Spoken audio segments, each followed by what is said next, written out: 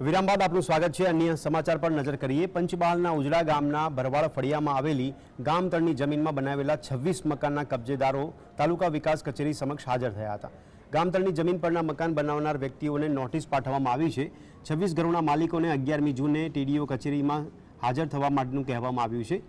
જો કે તેઓ હાજર ન રહી શકતા અને તેઓ અન્ય એક મુદત આપવામાં આવી હતી। જો મકાનો અંગે દસ્તાવેજો રજૂ કરવામાં નહીં આવે તો તંત્રએ આ દબાણ દૂર કરવાની ચીમકી આપી હતી।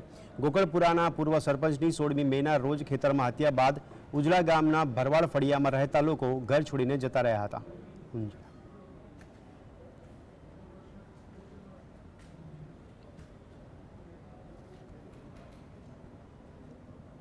એ મુદતની અંદર આજે તમામ ગામના 26 અરજદારો હાજર રહેલા હતા। એ અરજદારોને એમના જે ઘરના પુરાવા અને આધાર સહિત રજૂ કરેલ છે। હવે એની ચકાસણી કરતા આગળની યોગ્ય કાર્યવાહી હાથ ધરવામાં